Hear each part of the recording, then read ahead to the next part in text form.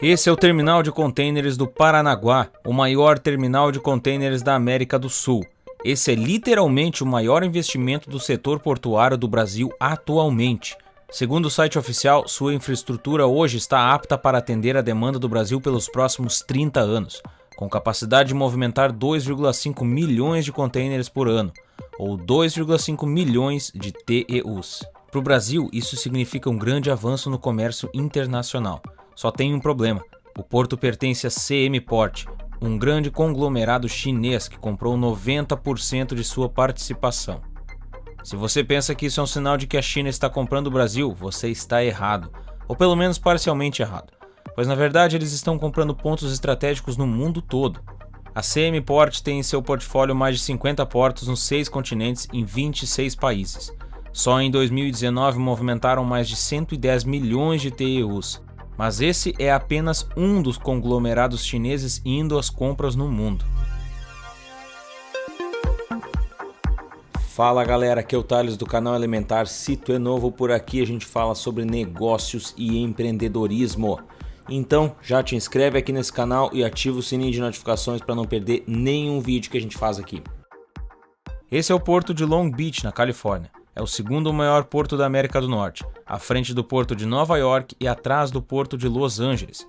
Cerca de 16 milhões de toneladas de carga passam por esse porto a cada ano, que eventualmente chegam aos armazéns, fábricas e residências nos Estados Unidos.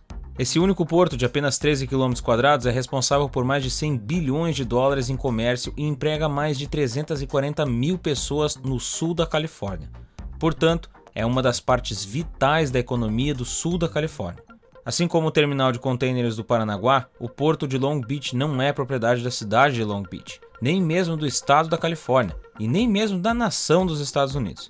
No final dos anos 80, o porto de Long Beach foi vendido para uma empresa chamada Orient Overseas International Limited, que é uma empresa com sede em Hong Kong, e nesse momento, quando a compra foi feita, Hong Kong era uma colônia britânica e um parceiro econômico próximo dos Estados Unidos.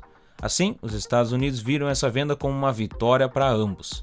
Já que a empresa sediada em Hong Kong iria investir bilhões de dólares e iria expandir o porto por conta própria, centenas de milhares de empregos no sul da Califórnia seriam criados a partir desse investimento. E por cerca de 3 décadas foi exatamente o que aconteceu. Essa foi uma relação bastante positiva entre Long Beach, Califórnia e a empresa sediada em Hong Kong.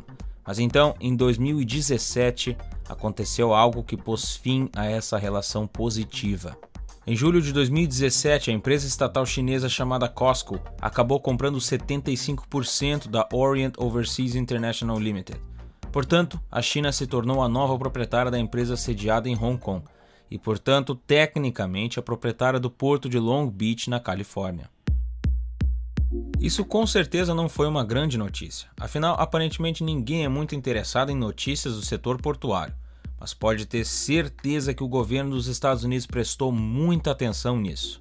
Vendo que uma empresa estatal chinesa agora é dona do terceiro porto mais importante da América do Norte, o que significa que o governo chinês tem controle de um dos principais pontos comerciais e centros econômicos dos Estados Unidos, para o governo dos Estados Unidos isso era completamente inaceitável, até com riscos de segurança nacional.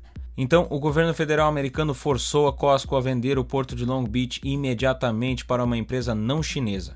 E em 2019, o grupo Macquarie, da Austrália, acabou comprando o porto por 1,8 bilhão de dólares. Então, tecnicamente, o porto de Long Beach é de propriedade de uma empresa privada australiana, que é vista como uma proprietária muito mais segura aos olhos do governo dos Estados Unidos. Agora, esse vídeo não se trata de como a China comprou um porto no Brasil e um nos Estados Unidos. Esse movimento está acontecendo no mundo todo ao mesmo tempo. Em Hambantota, Sri Lanka, há um porto que está em uma nova localização estratégica, logo abaixo de um dos rivais da China, a Índia. Então, em 2017, a China comprou o controle desse porto, em grande parte porque o governo do Sri Lanka estava em muita dívida e precisava de investimentos estrangeiros necessários para salvar a sua própria economia. Na Austrália, em 2015 e 2016, investidores chineses compraram o controle acionário do porto Darwin e uma grande parte do porto de Melbourne. A China também controla o porto de Freeport, nas Bahamas, que fica próximo à costa dos Estados Unidos. E de fato, a China e empresas chinesas controlam portos em praticamente todos os principais países do mundo. E em países onde eles não controlam nenhum porto, eles normalmente possuem cerca de 49% de participação de pelo menos alguns portos do país. E alguns exemplos disso são alguns portos na Bélgica, França e até nos Estados Unidos. Mas o ponto mais importante é que isso só começou a acontecer nos últimos 10 anos, o que significa que a China passou de relativamente sem propriedade de nenhum porto antes do ano de 2010 para se tornar o maior proprietário de portos do mundo hoje, o que levanta a questão de por que eles estão fazendo isso e quais são as reais intenções do plano da China. Bom, vamos começar com a primeira pergunta. Eles estão fazendo isso por causa de algo que eles chamaram de Iniciativa Belt and Road, uma mistura de política externa e estratégia econômica e ofensiva alimentada por um amplo montante de capital chinês. O presidente Xi Jinping foi citado como tendo dito que a iniciativa é uma tentativa de aumentar a conectividade regional e abraçar um futuro mais brilhante. Ele estava quase sugerindo que todo o objetivo dessa iniciativa era construir relacionamentos mais amigáveis com países estrangeiros, ajudando a expandir a economia da China. Mas outros o chamaram de o Plano de Dominação Mundial da China, com uma rede comercial global centrada nela mesma, implicando essencialmente que a China quer monopolizar a rede comercial mundial. Bom, essa estratégia para monopolizar a rede comercial do mundo parece estar mais alinhada com uma rota comercial muito específica que a China quase certamente tem tentado ser o melhor para monopolizar. E essa rota comercial é chamada de a nova rota da seda do século XXI. Se olharmos no mapa, a rota comercial mais eficiente entre a China, África e a Europa é aquela em que você começa na costa da China e depois viaja pelo porto de Singapura, que a China comprou em 2015. Então você passaria por Port Ham e todo o Sri Lanka, também em propriedade da China. Você viajaria ao longo da costa leste da África e do extremo sul do Iêmen. No Iêmen, a China investiu 508 milhões de dólares em portos em Mocha e Aden. E no leste da África, a China é um grande investidor nos portos de Djibouti e Sudão. Mas depois de passar pelo Iêmen e pela África Oriental, você teria que passar pelo Canal de Suez, onde a China concordou em investir 5 bilhões de dólares nessa zona econômica, que é essencialmente o Canal de Suez. Então, por último, para chegar à Europa, você teria a opção de parar no porto de Kunport, na Turquia, onde a China é, claro, um investidor, ou você pode ir pelos canais de Istambul, nos quais a China também investe fortemente. Mas também existe outra opção onde você pode terminar a sua viagem, naquela que é conhecida como a Pérola do Mediterrâneo, também conhecida como o centro de distribuição da Europa, chamado Porto de Pireus, na Grécia. Eu conto em detalhes em como a China quer dominar a Grécia e seu império marítimo no vídeo que saiu logo depois desse. Então assiste ele logo na sequência. Mas resumindo, a China foi capaz de comprar o Porto de Pireus graças à crise de 2008, justamente quando ninguém estava disposto a investir na Grécia. Então a COSCO, a empresa de navegação chinesa, agora possui um dos maiores centros comerciais da Europa e também controla todos os principais portos que se conectam à China, a Europa, África Oriental e Ásia Ocidental. Essencialmente, a China quase monopolizou uma rota comercial inteira nos últimos 10 anos, e seus planos de possuir as rotas comerciais mundiais não param por aí. Como já falamos no vídeo sobre como os contêineres revolucionaram o mundo, com o derretimento das geleiras, uma nova rota comercial está surgindo a noroeste do Canadá. E a China já preparou as bases para um investimento potencial na região ártica, publicando um longo ensaio sobre a importância do investimento na passagem noroeste do Canadá.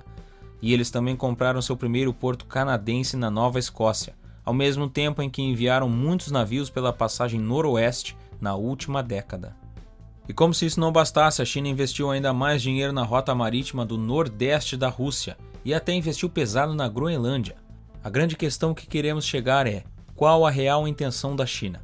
Por um lado, os investimentos feitos aquecem a economia do país e garantem infraestrutura para a expansão do comércio internacional, como é o caso do Brasil. Por outro lado, a China está diretamente ligada a todo o comércio realizado em seus portos, seja de comércio com a China ou com qualquer outro país. Afinal, a China já é a fábrica do mundo e durante a pandemia de 2020 vimos o que acontece quando o principal fornecedor do mundo não consegue atender às demandas globais. E se você acha que isso é tudo que a China está fazendo, bom, tá errado. Essas foram apenas algumas das rotas que a China está controlando e além de portos eles estão comprando outros setores, como as indústrias de navios marítimos, buscando conectar suas fábricas já estabelecidas aos portos recém-adquiridos. Mas para isso eles vão precisar superar alguns empresários gregos que hoje controlam o mercado marítimo mundial, os Golden Greeks. Essa história eu conto em detalhes no meu próximo vídeo. Clica aqui na tela para assistir, que eu te vejo lá em breve. Um abraço e até lá!